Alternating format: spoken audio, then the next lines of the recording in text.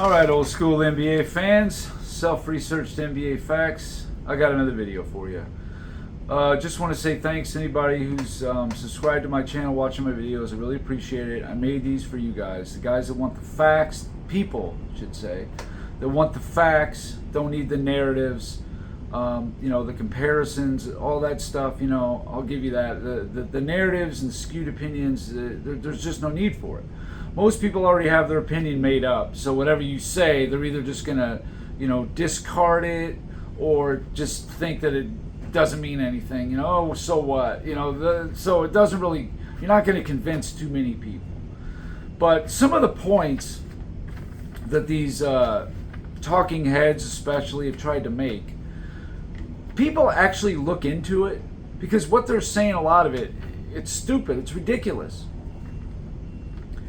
I wanted to look at the Utah Jazz, who some reason, somehow now, were just some mediocre team with a bunch of slow white dudes on it. And I'm like, did you guys not watch the games? Obviously you didn't. Utah was formidable, even for the Bulls. They were formidable. I mean, this notion that they weren't is a complete joke. And I'm going to show you in this video who they played versus some of these other just juggernauts, right? Let's take a look. So we've all heard a lot about these 2014 Spurs, and how great they were and all that stuff. Yeah, sure, they were a good team. They weren't historic by any stretch. So I wanted to look into the 2013 and the 2014 Spurs.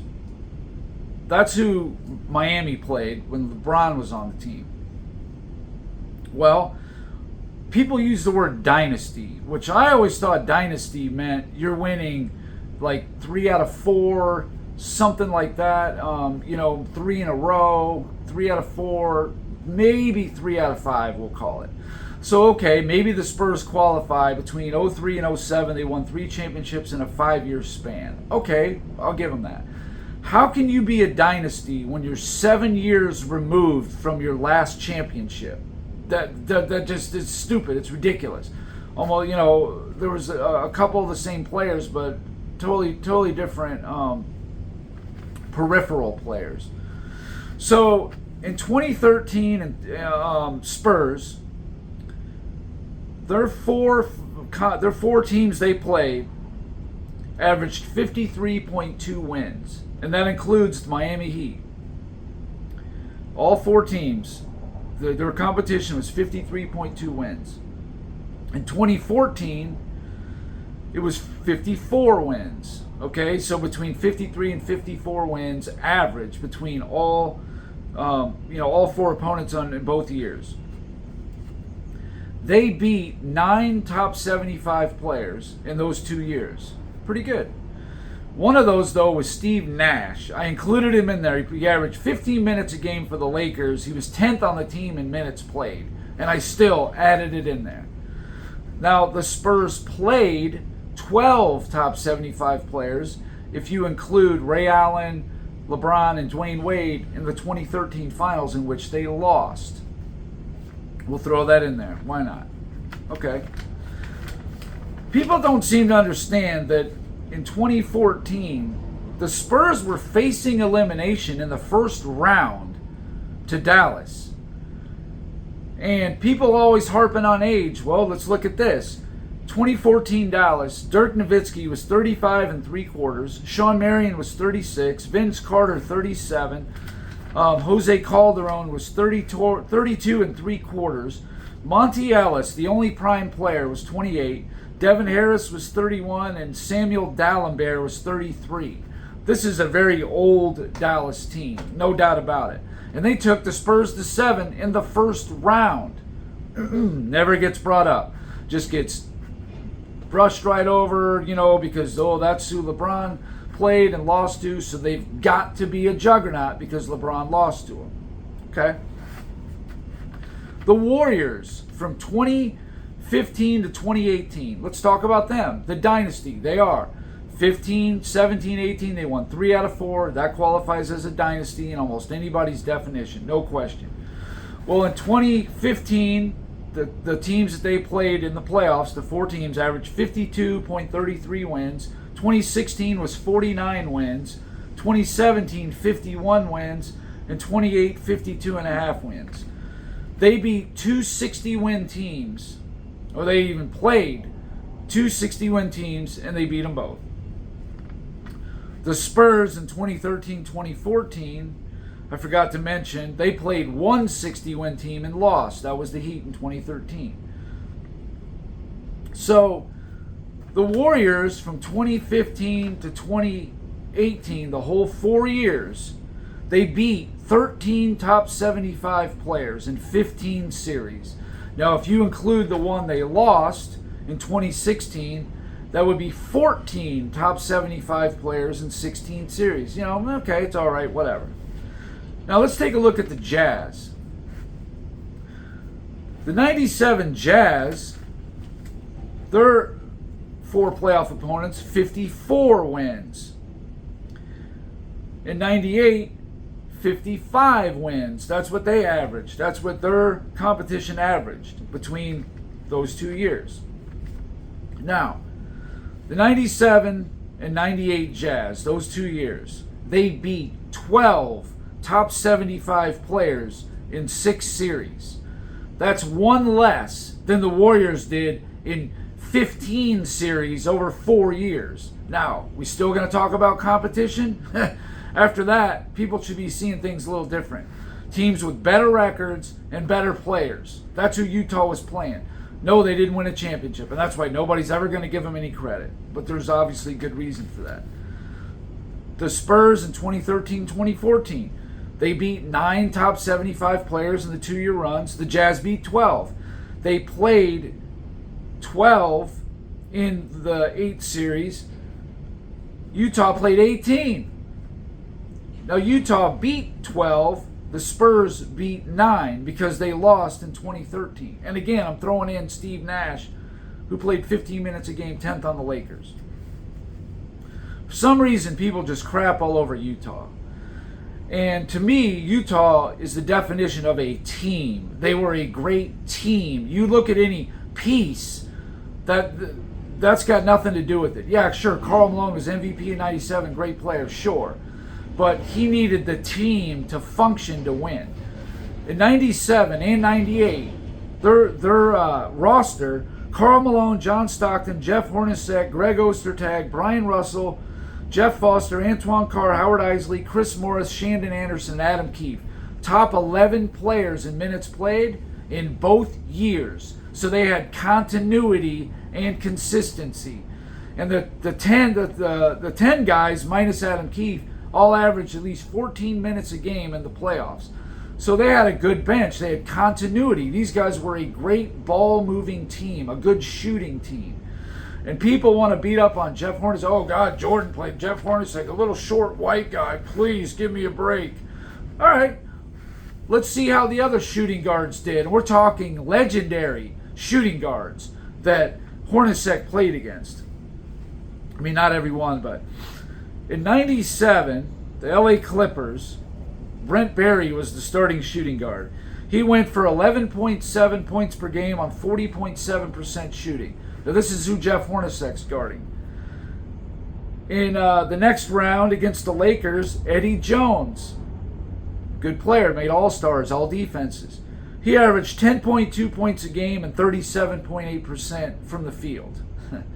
I know what you're thinking. Oh, but Kobe was there. Yeah, let's throw Kobe in there. He had 8.8 points a game on 31.6% shooting. Does that look like either one of them was tearing up the little white nerdy professor? I don't think so. Clyde Drexler, he did a little better. Nothing crazy though. 17.8 points per game on 41.7% shooting. Now, the toughest assignment in the history of the NBA, guard Michael Jordan. Jordan averaged 32.3 points a game on 45.6% shooting. Jordan did pretty good on him. In 98, Clyde Drexler, they played Houston in the first round, 15 points per game on 30.9% shooting. Now, the next round against San Antonio, they had like a 3-guard offense. It was Jaren Jackson, Vinny Del Negro were both basically shooting guards. So I don't know. I never actually watched all those games. I don't know who he was guarding. But between the two of them, they averaged 10 points and 40.1% shooting between the two. That was their average. 10 points a game on 40.1% shooting. So neither one went crazy. Now, the 98 Western Conference Final against the Lakers, Eddie Jones and Kobe, because I know they split, they did 3 guards sometimes, whatever. They averaged 12.5 points per game on 39% shooting. Who's tearing up Hornacek here? Why isn't everybody just rolling right through him right away? Because it was a team concept and a team game. Everybody just doesn't understand that. They look at Utah and they see white players. You see Ostertag, you see Hornacek, and you see Stockton. You automatically assume they're not athletic, they're short, well, at least the guards, so they can't be good.